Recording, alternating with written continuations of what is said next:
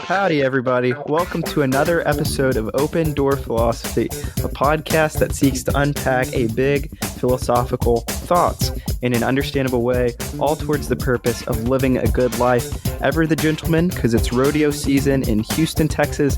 I'm Andrew Graziano, and with me is the benevolent Taylor Jones. Hello, everyone. And always trying to properly follow the rights, it's Derek Parsons, Mr. Parsons.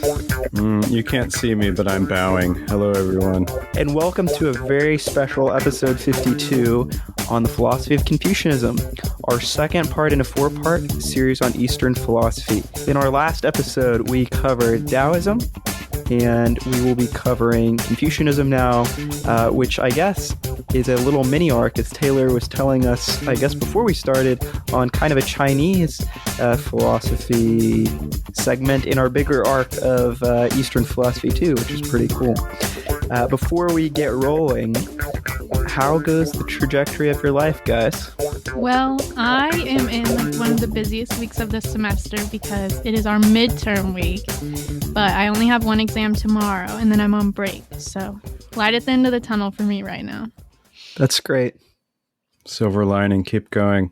Well, this is the time of the year when I would normally give a big sigh and talk about research paper rough drafts. But really what I would like to talk about is the gigantic truckload of mulch in my driveway that I will be spreading around our mini gardens this weekend. So I invite both of you to come over and help spread that mulch. There's plenty to go around. So, being the ever benevolent gentleman, I would like to be generous in my invitation and welcome you to spreading the mulch. I will be home, so... No, I was just kidding. I mean, I'd love to see you. Don't get me wrong. That would never guilt you. That would never guilt you into spreading mulch. I think I'm going to be out of the country for the next few. Just kidding. Well, Andrew, what's up with you, man? Well, it's nothing new. Same old. Time never stops in the void of nothing. Wow. Yeah. That's very bleak. Yeah, it is very bleak. I mean, it's springtime, Andrew. It's the renewal of everything. Springtime. It is the renewal of everything, including my worst enemy, which is pollen. Oh, yes, seasonal allergies. Seasonal allergies. So I have been hit by a wave of tiredness for the past 2 days, and I will make it through, but I don't know at what cost. My car is practically turned green right now because of the pollen. Yeah. It's quite a North Houston experience. Yeah. Thankfully, in Waco, we are safe for the time being. Yeah, you get cedar pollen up there. Yeah, but nothing's covered in yellow yet, which is a pleasant surprise because my seasonal allergies are bad. Well, good. You're coming home just in time. Yay! What a joy. Taylor, I saw that you had a can of some kind of yellow beverage. What is this? A bubbly. It's bubbly. A boobly. Mango flavored.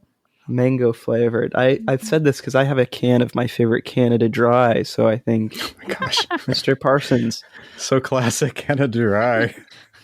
That's very fitting for your personality. It's my favorite drink by far. Canada Dry? Canada Dry. I don't know why that strikes me so I don't know funny. why this is funny. We should record in the evenings more often. This is great. I just like to sit back and unwind and crack open a Canada Dry on the crack a cold one with the boys. Yeah. of Canada Dry. Yeah, I'll bring some when we record together. I'm having some good old fashioned Hill Country Fair natural Texas spring water. So it's classic. You both have me beat. No bubbles here. I also have a smoothie, if you were wondering. Oh Andrew. my gosh. You're like dual wielding there. It's awesome. When I hopped on the call, you were taking a sip and I thought you were vaping, so that's why I was kind of like, oh my gosh. Yeah. That only happens in high school bathrooms.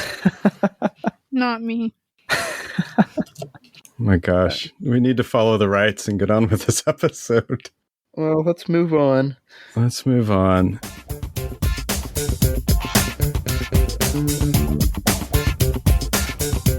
All right, everyone, let's hop straight into an overview of Confucianism. Like Andrew said in the intro, it's one of the 3 largest ancient Chinese philosophies, and specifically Confucianism is tied very strongly to governance and order, as we'll talk about in a little bit with the history of how the philosophy came to hold such high precedence. The other 2 large Chinese philosophies are Taoism, which we talked about last time, and then Buddhism, which we will be getting to as I think the next episode in our 4-episode arc on Eastern philosophies. Let me ask you, I know, Taylor, you know a lot about Confucianism, but before you knew about Confucianism, either one of you, well, both of you, what was if I had said like Confucianism, what comes to mind? Like, what do you associate with Confucianism? Like stereotypically or whatever. For me, you can take this out, but there's this epic rap battles, Eastern versus Western philosophy. I don't know if y'all know what I'm talking about. Oh, I'm pretty sure there's a Confucius guy in there. So I think Confucius is in there. So that's what I think of. I don't know Confucianism that well at all. So that's why I think of I know, that's why I asked the question. Epic rap battles is your only association with Confucianism? I this holds up. Yeah, just go. Yeah. Okay. Taylor, what do you think? Before you knew about Confucianism, I think studied it. My first exposure was probably like AP World History, and then you saying that it's basically the opposite of Taoism in most ways. Yeah, that's not totally fair on my part, but it's an easy association to make. Yeah, for me, I mean, I got to be honest, when I was your age, so many centuries ago. You're not that old. I did not, thank you. I didn't even know about Confucianism. I don't know. But as I learned a little more, I think about order and structure and some of the stereotypical things I think of, like, gosh, this is so corny, but when I think of the Disney movie Mulan, and ritual and rites and family order and all those types of things. That's kind of what I stereotypically think about when I think about Confucianism. To compare it to Taoism, it deals a little bit more with human aspects and relationships between people than Taoism does. Because if you remember from our last episode, Taoism primarily focuses on nature and following a natural order. And Confucianism is more relational between people than Taoism. And then one of the big ideas in Confucianism is the gentleman and what it means to be a virtuous person and how you should act within society. And then finally, Confucianism was not an entirely new philosophical concept, but it was more so a preservation of earlier traditional Chinese values. And then after the death of Confucius, it was extended on by Mencius and Zunzi and kind of cataloged and built upon. Now, I might be getting ahead of ourselves, but Confucius and Lao Tzu were apparently contemporaries of each other. And there is a degree of question about who exactly Lao Tzu was. Is Confucius, to your knowledge, is he any better documented than Lao Tzu, or does that make sense? Does that question make sense? I think he is, because there's more evidence that he was a real person, and I think that Lao Tzu, it was more speculated whether he existed. Is that right? That there's not much document of Lao Tzu at all? I mean, there is, well, so like Lao Tzu basically means master. Okay. And so it's not even really so much so a name. I don't know what Confucius means, actually, in Chinese, if it means anything. But yeah, there are reports that Lao Tzu and Confucius met each other a couple of times. But yeah, I asked that because, you know, you mentioned that Confucianism was certainly added to by the predecessors of the original movement. And it was very similar with Taoism, where you had these followers of Lao Tzu and Taoism that also like just really expanded on the philosophy in general. So I don't know. Just because Confucius was so much more associated with the court, Mm-hmm. I thought that he might have been perhaps maybe better documented. I think Like he his existence. was. I don't have much to relate it to with Lao Tzu, but yeah, he worked closely with the government during the Zhao dynasty, which I have noted for a little bit later, but he was a government advisor. So I would assume that he documented. Yeah. I don't know for Yeah. sure. One of my fun stories is there is this apocryphal sort of story where Confucius and Lao Tzu, the first time they met each other, this is probably some Taoist propaganda, but that apparently Confucius said when he met Lao Tzu, he said, "Today I met a dragon," which of course is a very powerful image in Chinese traditions. So at least apocryphally speaking, they met each other. All right. As I mentioned, we're going to talk just a little bit about Confucius himself because he is such an integral part to the formation of the philosophy because of his societal role. So he lived from 551 to 479 BCE in China, which, just a fun fact, is right before Socrates was born.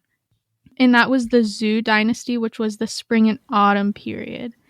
And then that leads into the golden age of China. He was quoted as saying he was poor and from a lowly station, which made it really difficult in ancient China to hold high governance positions because government officials, the training that you needed was withheld to just the wealthy and the elite.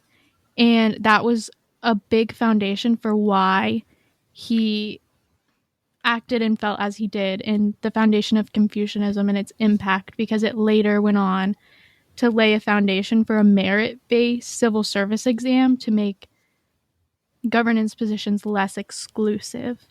And in his lifetime, he worked to become a successful diplomat, and he was skilled at dealing with problems of the law, and he became an advisor to the ruling family in a period when China began to fracture and wealthy elites were gaining more power than some of the ruling family members had.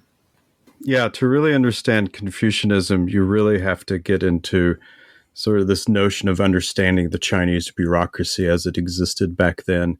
And what you mentioned about the civil service exam, one of the things I suppose that made the Han Dynasty flourish, which is probably China's, well, it's very comparable to the Roman Empire, the Han Dynasty, Zhao came before it, was this sort of open to classes that were outside of what you would typically consider the aristocratic class. And Confucian and Taoism has a lot to do with those particular movements. One of the criticisms, and we might get to this later in the episode, is that Confucianism, however, is very elitist, which is certainly different from Taoism, which was all about humility and taking the lowest place in society. So it'd be interesting to see how that plays in. But those are, I guess the other thing I'll say, just because I don't know where to fit it in, Taoism and Confucianism really are, at least at this point in history, the two pillars of Chinese society at the deepest levels. And it's interesting, actually, how the two of them intermingle together. It's not like you had in one camp Confucius and other camp Taoist, and they were like warring with each other or something. Certainly they have opposing ideologies in some ways, but like a lot of similarities as well. And these two, which is why Yin Yang is such a perfect example, really underpin just so much of Chinese society, even still to this very day. Yeah. I think that's really seen in Chinese art throughout the dynastic eras, that they're so tied to Taoist and Confucianist ideals, even with their presentation of nature and different temples are represented in art. So Taylor, with Taoism, we did ask if Taoism was a religion, and the answer to that was yes, but in a very strict sort of Chinese way that doesn't really or transcend China. Is Confucianism considered a religion? I don't think so. I was looking into this before the episode, and I think it's a lot like Taoism in that it's not clear cut the way that Western religions and philosophies, there's kind of a line drawn. And it's a pretty harsh line, I would say, in the West. And I don't think the Eastern philosophical tradition views religion the same way that we do. I know that there are Confucian temples and community and civic rituals took place there, but there aren't any Confucian deities. So I'm not sure where that line would be drawn. I'd be inclined to say it's not a religion, but I'm just not entirely sure on that. I think it's so interesting socially where we think of people and or philosophical or thought movements, I guess might be a more accessible way to say that they take such significance on, for instance, Confucius as such an important person in Chinese society. I think maybe in the 20th and 21st century, we might be able to point towards someone like Martin Luther King Jr. Or Mahatma Gandhi, or Mother Teresa, who people look to as, they don't view them as gods and they don't worship them, but they view them as just incredibly significant in their life, not only just personally, but as far as their community. And I don't know if that's the same for Confucian, obviously, but it kind of makes me think when you think, sometimes people throw around this word like secular religion. I don't know exactly what people mean by that specifically when they use that term, but I can see how you would create sort of social rituals around these ideas, but maybe not necessarily have a spiritual aspect to it other than you might consider the spirit of humanity or something like that, rather than, say, worshiping deities. But I think that's fascinating. Yeah, no, I agree. I'm just thinking about Confucianism seems to really promote kind of what is best for the community or the society. And I was doing I'm not as familiar with this, first of all, as either of you, but I was doing some research on this, and I found that the state was trying to use ideas from Confucianism to create kind of or maintain cohesive social orders. Emperors were giving or paying for Confucian lectures to go on during these villages to promote things like having chaste wives and having really loyal sons to the communities. They're paying for Confucian books to be published. And so I think that sounds really interesting. Conservative, not in the political sense, but just in a kind of social cohesion and social cohesion sense. And that does not sound too far off to me from some Roman principles. Like we've talked about some Greek principles too. I mean, this maintenance of the society or the community is important.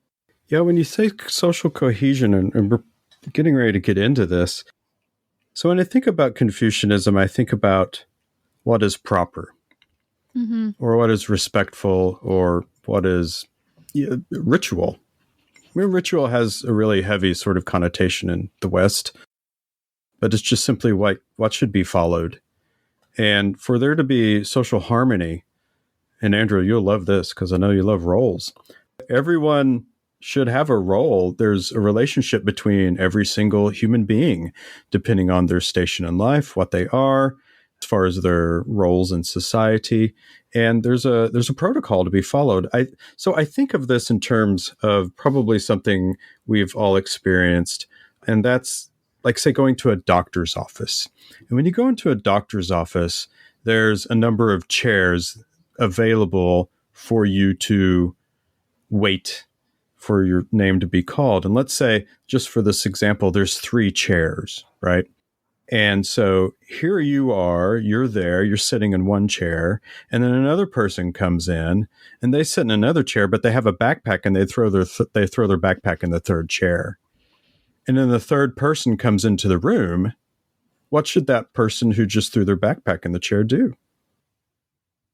They should pick up their backpack and let that person sit there. Or if all three chairs are full with people and someone elderly comes in and they don't have anywhere to sit, like what should someone do? They should stand up and let the elderly person sit there. In fact, all three of them should like get up and like, please take our chair. And this is something that's very simple, like sitting in a chair. And there's certain relationships that exist there. If a person is elderly, if a person is a child, if a person is perhaps physically disabled and are using a walker or something like that, there should be some sort of deference rather than someone just like throwing their backpack in the other chair and being like, I can sit wherever I want and I can do whatever I want.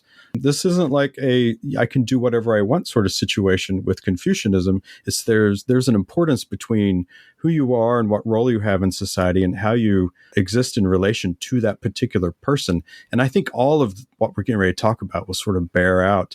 Maybe it's not the best example I could come up with, but I think about that particular example of like when someone elderly comes into the room and there's no chairs left, you get up.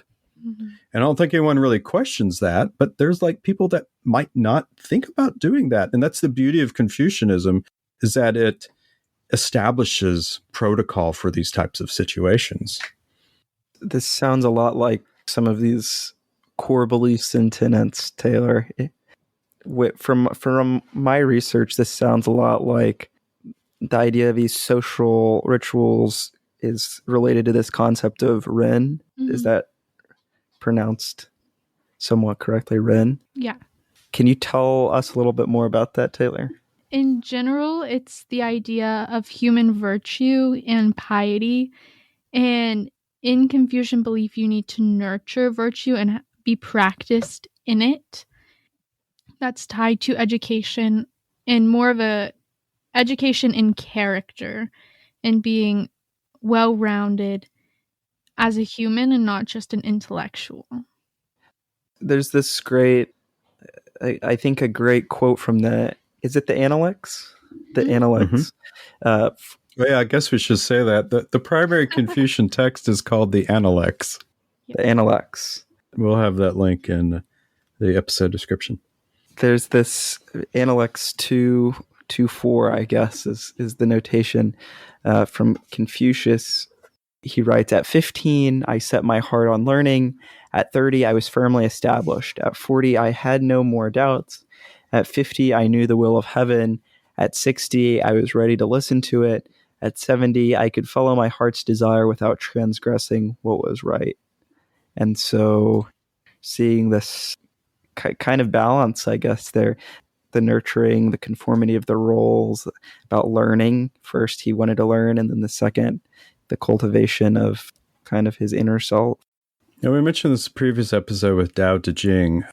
Da means virtue in Chinese, and we talked about how virtue has, for those of us, especially in philosophy, has such an Aristotelian, such a Greek or Greco sort of reference point for us with virtue. I wonder about translation and stuff like that, exactly what they mean by virtue. But I think at the end of the day, it's just doing largely what's right according to a certain set of principles. And I can't help but think about the Greeks, Plato, Aristotle, especially Aristotle, talking about cultivating virtue. And Confucianism is not terribly different in this respect. Mm-hmm. It's that you can become a more virtuous person by becoming educated. If you think about Aristotle, the beginning of all knowledge is knowing thyself, that you can become more virtuous by working on yourself and being mindful of those things. I think Confucianism kind of supports a similar notion. I get the same impression. What I think here is cool too is like saying it's the education that comes first. Yeah. It reminds me a lot of Plato too. I want to cite my sources now. It's Plato Republic book. Well, I guess it's probably 3, 4, 5, 6, where he's discussing education.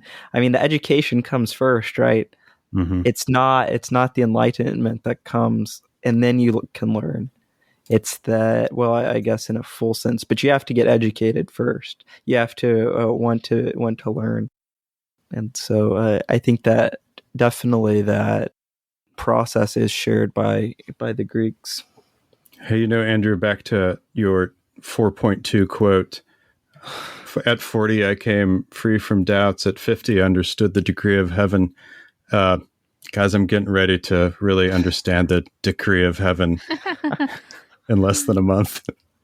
Finally, the decree of heaven. That's pretty impressive. Yeah. You're somewhere between setting your hearts on learning and taking your stand. I don't even know if I've gotten that far. There's a lot of crossovers with Stoicism too, I think. Yeah. I just think of, again, cultivating the virtues. But there's this notion, well, this is very connected with Taoism too, but like the way you become more virtuous is getting over or letting go of self-interest. Mm-hmm. Yeah, definitely. Yeah. So let's see, what is it? It's, I think it's 12.1. 12 is a big one. Book 12, man, there's lots of stuff in there in book 12. Yeah, in 12.1, it says, if for a single day a man could return to the observance of the rites through overcoming himself, then the whole empire would consider benevolence to be his. So just like with other Eastern philosophies, especially Taoism, but also Stoicism, we kind of see this notion of letting go of the ego and letting go of self-interest. And the more you can do that, the more virtuous you become. Yeah. And I think that's pretty similar to Buddhism too, at least with desire. Mm-hmm. That one of the 4 core pillars or tenets is that desire is the cause of all suffering. Yeah. And it's really interesting that we see that same idea repeated over and over and over again throughout a lot of the history of philosophy, not even just ancient Eastern philosophies. Yeah, it's amazing how so many of the great wisdom traditions throughout the world seem to be on the same page about a couple of different ideas, such as possessions are a problem, ego is a problem. It all keeps us from our true selves. All right, so Ming. Yes, I'm trying to find the passage where it talks about it. My copy has each of the verses, but then it also has commentary on the verses where it kind of explains. Oh, I spelled it wrong. It's supposed to be Ning with an N. That's Oh, bad. that's okay. Okay. The commentary says, we have seen how he attempts to drive a wedge between two qualities. Ren now stands for true inner virtue, and Ning for its superficial counterfeit, rendered glibness everywhere in this translation. It kind of seems reminiscent of bad faith, acting in a superficial way that attempts piety but falls short because of the intrinsic motivation behind it. At least from my understanding. No, that's right. I can't quote book and verse, but I do remember that Confucius is rather harsh when he speaks about people who act pious but really aren't. Oh, yeah. Yeah. This is the note from 5.5. I guess I can read it because it's pretty interesting on what it has to say about eloquence. Yeah. It says, someone said, Zhong Gong is good but not eloquent. The master said, of what use is eloquence? If you go about responding to everyone with a clever tongue, you will often incur resentment. I do not know whether Zhong Gong is good, but of what use is eloquence? That's funny. I mean, it's so true. Like, this is such a fundamental truth. I don't know if fundamental truth's the right word. This is like such an observable thing in just being human, right? You got people who can talk a good game, and sometimes you can, like, it's so obvious. You can just see right through what they're saying. And yeah, you're like, I don't know if they're a good person or not, but what they're saying, well, they're full of it. And they're full of themselves, and it's a total sham. Yeah, it's just funny that, this same type of thing's being called out 2,500 years ago. Socrates was a huge critic of this type of person too, with the sophists and rhetoricians. Could just argue about anything to no end with no knowledge, and they could make a good sounding speech, but it wasn't virtuous and it didn't have any sound foundation to it. Well, tell us a bit about when. I pulled the section where it talks about this, 515, but basically Wen is talking about the cultured person. 515 says, Xingong asked, why was Kong Wenzi accorded the title cultured, or Wen?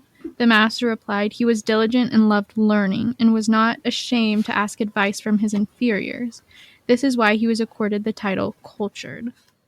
So we're seeing, similar to the idea of education, that culture doesn't just mean knowledge of something, but it's a little bit deeper than that, that you lack like this deep-rooted shame to not know something, and being inquisitive and consistently pursuing learning and not stopping once you think you know enough. I'm really drawn to the humility aspect of this as well. He was diligent, loved learning. He was not ashamed to ask advice from his inferiors. And it is this very thing that accorded him this title, cultured. That's certainly, boy, that's such a hot button sort of word in the West. When you say someone's cultured, you're indicating all kinds of things about them. And that can sometimes be tied to perhaps economic station or even race.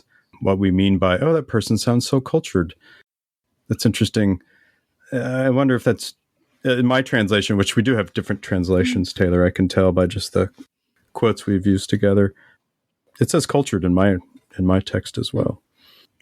But I suppose there's a humility aspect, which humility was a big part of Confucianism. Yeah. That humility is an aspect there that if you are someone who's genuinely interested in learning things, and if by this definition learning things is to become cultured, then yeah, the person who's willing to ask questions, the person who's willing to seek the advice of people, whether they're inferiors or not, whether it's someone who's far superior to them, and whatever metric we're using to use that phrase. Yeah, that indicates a specific level of, it's more about, I'm about the learning rather than I'm about my particular reputation or what people think of me in terms of my intelligence. So yeah, I like that. Is the Analects a story? Is it a bunch of kind of poems like the Tao Te Ching? Can you tell me a little bit about what's the writing style like? Yeah. I would most compare it to Marcus Aurelius's Meditations. It's not necessarily a story, but it seems kind of conversational. It's organized into chapters by theme, but I'm not sure how chronological it is. And it's just some short statements, usually 2 to 3 sentences. Sometimes they're a little bit longer. And it seems like it's a lot of question and answer formatted between a student and the master. Yeah, so there's 20 books in the Analects, and like Taylor said, they're very short. Each book is usually 2 or 3 or 4 pages long, maybe 5 or 6, but they're not very long at all. Yeah, a lot of just terse sort of statements between master and student. You could maybe find threads of topics. Say, like, take book 4, for example. I marked that verse 1 through 6 are all about benevolence.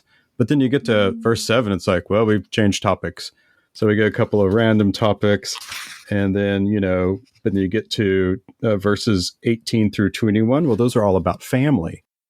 But then, it shifts gears after that, too. So kind of that's a good comparison, Taylor, to Marcus Aurelius. You read the Meditations by Aurelius, and there are portions where some of those things, some of the entries, some of the verses kind of hang together, but there's no real rhyme or reason to it. There's no overriding organizational structure to it. It's just a collection of very wise sayings from Confucius and his followers. Well, how about this? Family it's a great example of how Confucianism structures roles in society. So let's talk about the family for a minute as an example of that. Yeah, I think one of the things that stands out to me the most is that families set up in a lot of ways as a microcosm for social and societal responsibilities, that each person has a role in the family, but their familial role also coincides in a way to their social role in larger society. So men are expected to lead their families and lead well and perform duties like protecting their wife and have a specific relation to their parents, but they're also expected to lead in a lot of ways in the larger society. And women are expected to respect their husband and respect their husband's family and stay home more than a man would being involved in society. So, what's an example maybe of? I know you mentioned husband and wife. How about children to father? What's an example of the types of roles or respect that's supposed to be a part of that? I'm not specifically sure on that, but I do know that all members of a family are supposed to respect their elders. And as you go up in age, or like, I don't know if that's the right word for it, but elders in a family have a reverence for them. And then that's kind of tied into the idea of ancestral worship, so that ancestors are also more revered than living members of a family. Yeah. I have a couple funny quotes here about family. Well, let me read a serious one about family, and then I'll read a couple funny ones. So family, again, like I said, book 4 had a number of them. 4.18, the master said, "In serving your father and mother, you ought to dissuade them from doing wrong in the gentlest way. If you see your advice being ignored, you should not become disobedient, but remain reverent. You should not complain, even if in doing so you wear yourself out." So there's a great example there, I think, of how even if you see perhaps that your parents might be doing something wrong, I'm sure this would be if you were an older child, that if you do try to correct them, you do so in the most gentlest way. And if they ignore it, well, suck it up, because it's not your place really to go any further than that. Yeah. My translation says, follow their lead diligently without resentment. I think that adds an interesting level to say, adding, don't resent your father or your mother for not following what you want. It's still your responsibility to follow them. This could be reserved for the end too, but I'll start with this question first. Let me make a note for this second point. Okay, so the fact that Confucius is not encouraging a child to disobey their parents who might be doing something wrong kind of suggests to me the absence of kind of like this metaphysical kind of good, or this metaphysical truth that's behind things, that's making a certain path of action better than another. The reason I'm thinking of that is because it would seem, well, one, it would seem to me that if there was something kind of undergirding all of this or whatever, then he would be encouraging kind of disrespect, or not disrespect, disobedience, maybe, or stronger encouragement or something. I'm thinking of like in the Gospels, I think, Christ encourages, if someone's not going with the truth, then it's cut them off or whatever. And so can you tell me a little bit about this? What is the metaphysics that undergird this? That's what I'm curious about, Like, why does Confucius think this is true? Is it just to protect the society? Like, this is what's best for us? Or is there something that's like deep? Mr. Parsons, do you want to take that one? Sure. I think I have an answer, like at least a partial answer. Just like when the Tao Te Ching was put together, it was a period of governmental instability, and not only governmental, but societal instability. And so there was definitely an idea that order helps create harmony, and harmony is considered a good. And in order for everyone to have harmony, everyone needs to work together. If I'm going to go the Aurelius route, just like an upper and lower jaw, a set of teeth, fit together. All society, the more they work together, the more harmonious things are. But to try to get a little more metaphysical, so we haven't really talked about it in depth yet, so maybe this is it, but the concept of the Tao. So the Tao is obviously part of Taoism. It's in the title, but it's this notion of the way, right? The path to virtue, the way, the Tao. And the Tao is a part of both Confucianism and Taoism. So let me talk about how those two are similar and different. In Confucianism, the way, Tao, refers to this moral and ethical path that individuals should follow to live a virtuous life and contribute to the well-being of society. That's what it is to live a virtuous life, to contribute to the well-being of society. So Confucius believed that, like in this way, it involved a set of moral principles that were outlined. I mean, we'll get to the gentleman here in a minute, but the gentleman was an example of the most virtuous person that you could be without being a sage. So it was involved in a set of moral principles and social norms that were based on relationships between individuals like father, son, ruler, subjects, and the obligations of rulers and subjects and parents and children and all that.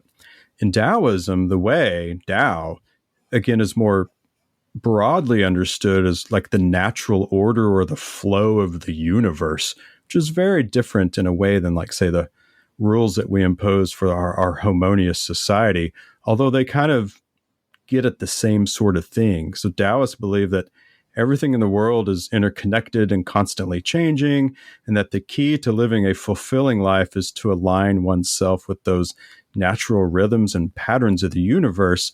Confucius just thought those natural rhythms and patterns of the universe happened to be living a virtuous life, contributing to a well-ordered society. So in both of these philosophical traditions involves letting go of the ego and letting go of desire and living in harmony with the Tao.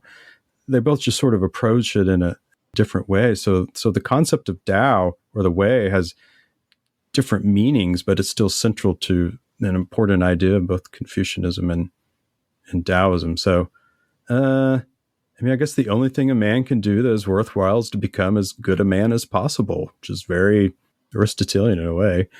Morality must be pursued for its own sake, because in being moral, there's no guarantee of success or reward, which is kind of deontological in a way. Doing the right thing, the right action is the right thing to do, whether the consequences end up being good. I don't know. That's my best metaphysical stab at it. It was kind of a ramble. I hope that made sense. Hey, let's get to this gentleman, Dill. Who's the gentleman? He's all over this book. He is. The gentleman is basically the epitome of the virtuous person. There's a lot of places where Confucius outlines what the gentleman would and wouldn't do. This is on the same page that Mr. Parsons just read from. It's 4.24. The master said, "The gentleman wishes to be slow to speak, but quick to act." In a lot of ways, the gentleman is an exemplar for what we're supposed to embody as members of a society, regardless of your specific role. It's something that everybody should strive for. Yeah, lots of really wise sayings about the gentleman. 4.16, the gentleman understands what is moral, the small man understands what is profitable. So again, we get to that idea of like virtue is greater than any sort of like types of possessions we might have or something like that. I also had 5.16 noted. The master said of Zycan, "Of the virtues that constitute the way of the gentleman, he possessed 4. In the way he conducted himself, he displayed reverence. In the way he served his superiors, he displayed respect. In the way he cared for the common people, he displayed benevolence. And in the way he employed the people, he displayed rightness." And I think that gives us some of the 4 biggest virtues and kind of sums up a lot of what Confucius argues about the virtuous man, is that they're reverent, respectful, benevolent, and have this moral rightness about them. Yeah, they embody this moral quality of like compassion and kindness. And like you said, duty, they follow the rights. They're aware of what their rights are, and they have no issue with following them. They have no ego wrapped up in that type of stuff. And all that results in what Confucius or the Analects refer to frequently as benevolence. And benevolence is kind of like the highest virtue that all other virtues flow from, like compassion, kindness, and humanity towards others.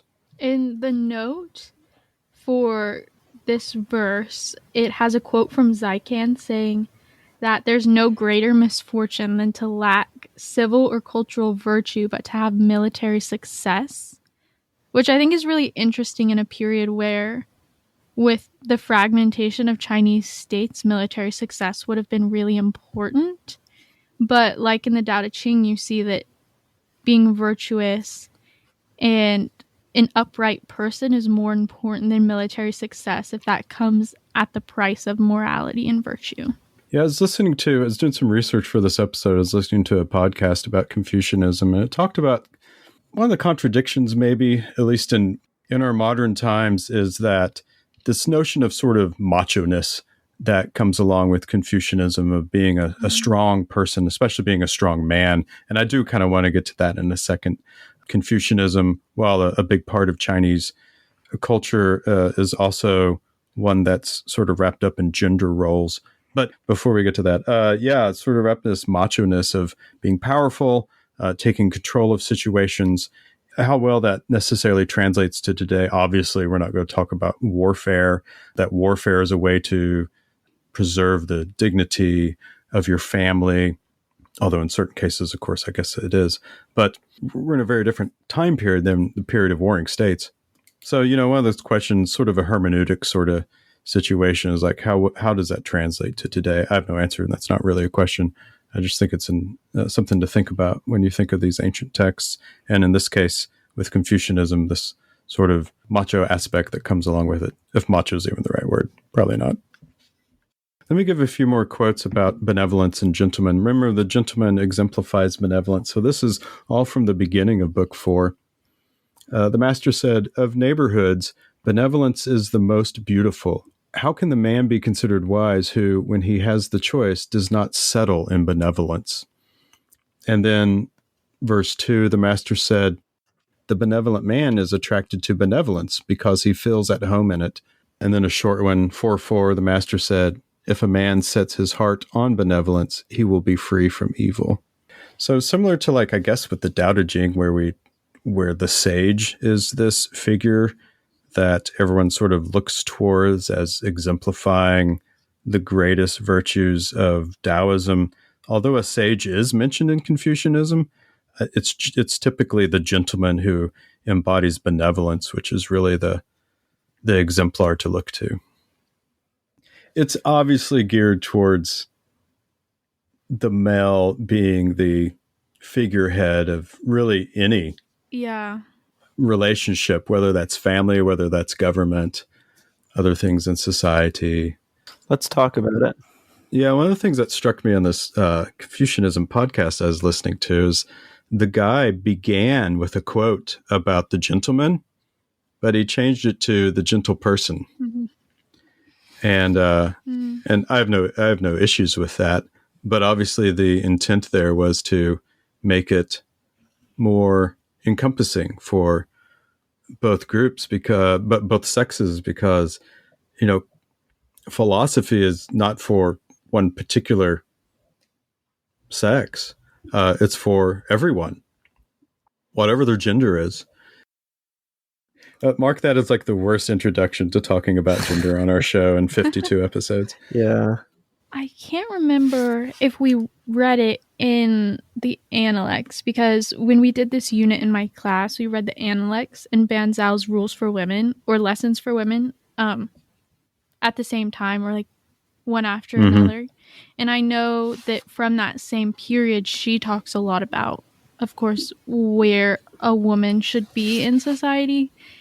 And even though she did advocate for female education, it was for the purpose of better fulfilling her societal role. Mm-hmm. And so even when women became educated, it was so that they could be better at serving their family, which I think is such an interesting juxtaposition, because you wouldn't think to be educated to stay in a role that is not necessarily freeing would go together in that way.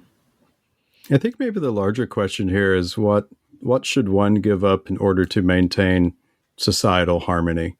Like we see this even in our own country with race relations, gender relations. When should someone picket and march and all of that for any of those sort of situations that upsets the social harmony? If it is in fact social harmony, people usually do that when it seems that social harmony is out of whack. But yeah, it's a great question, right? It's like this really gets down to the question of what do you, is the word sacrifice the right word? Sacrifice in order to maintain social harmony. Mm-hmm. This, people can feel free to disagree with this too, but's not a good way to transition into what I'm about to say. But this is why I am pressing so hard, probably annoyingly, about these metaphysics that undergird. That's probably not even a word, right? Undergird. That's a word. Undergird. I use it all the time. That undergird. I probably picked it up from you. Now I'm wondering if it's a word. All right, Google it. Yeah, please check before I embarrass myself. Yes, to secure or fashion from the underside, especially by a rope or chain passed underneath. Undergird. Formally, to provide support or a firm basis. Okay, that's perfect. Boom.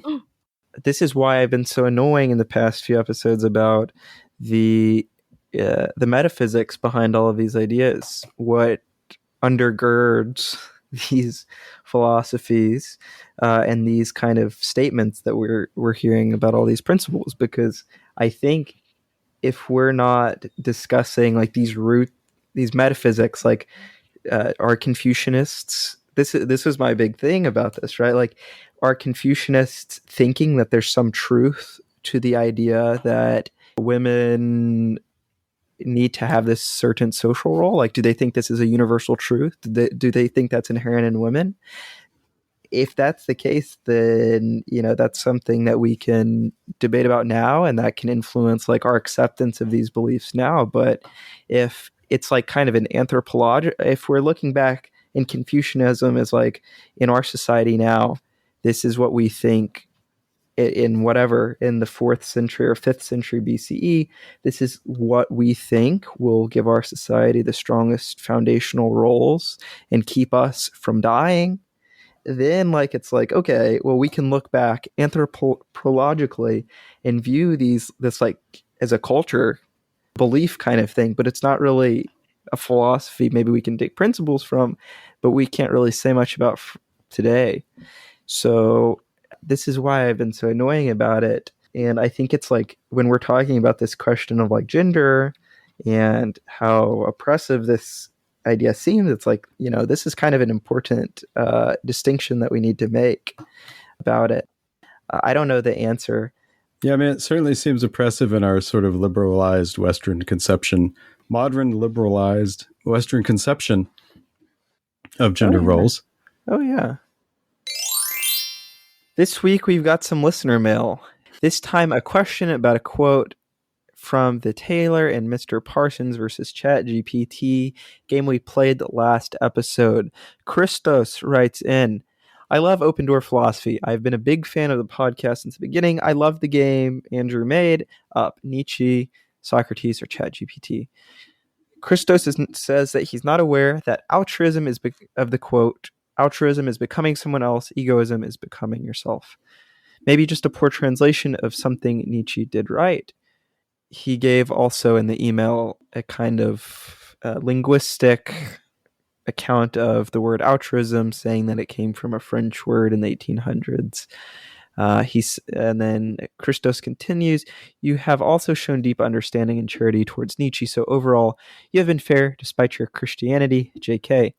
I know the podcast doesn't get into details for too long, so I don't ask for another Nietzsche episode. Episode 9 was great, and there are so many philosophers we want to hear you all talk about. I love your perspectives on philosophy in general, and on each philosopher you've considered on the show.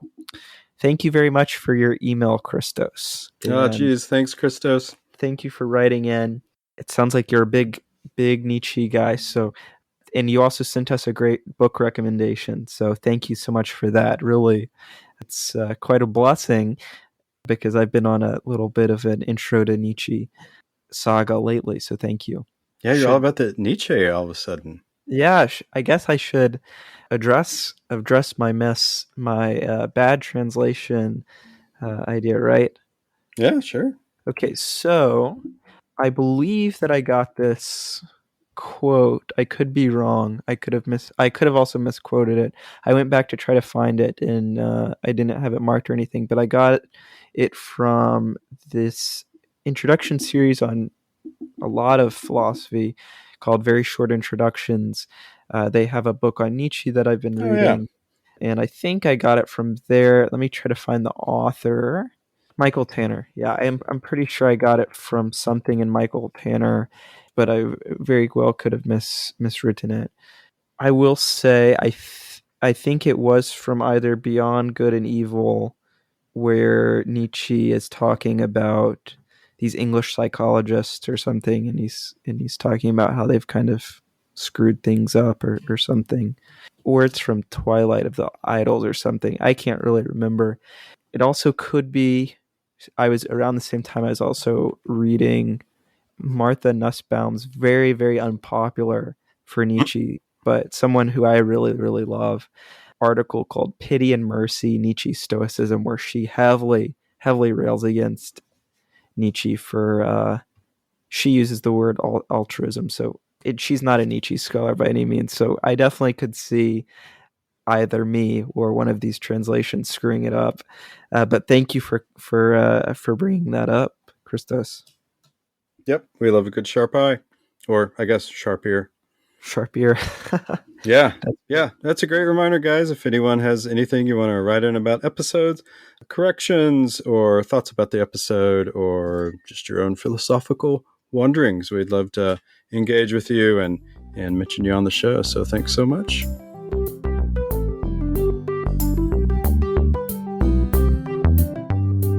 Well, all right, guys, that's it for today. We thank you so much for embodying the role of being a good listener. Gentle people are always interested in improving themselves. See what you did there. Yeah, of course. If you didn't see what I did there, then no, wait, that would be insulting and not pious. And if this episode helps you in any way towards the fulfillment of yourself, of course, we're so happy to be a part of that. That's all just a corny way of saying, hey, thanks for listening. We hope it did some good for you. That's right. We'd really love to hear your thoughts on Confucianism, whether that be on our socials, on Twitter or Instagram. We haven't made a MySpace yet, I guess. That's crazy. We are not making a MySpace. We'll discuss that more. Or on, and I think we have a TikTok too now. Oh, God, we do, yeah. For what it's worth. And I think we do some cool polls there, so definitely check that out. But you can also feel free to email us at contact@opendoorphilosophy.com. We absolutely love getting emails there. Yeah. Oh, yes. And the quick thank you to always Kevin MacLeod for the use of his free music we hear in the intro and outro. Always. It's great. At your next pep rally, make sure to play some Kevin MacLeod. And as always, whenever your life is in need of some philosophy, the door is always open. Okay, see ya. See y'all next time for part 3, right? Part 3.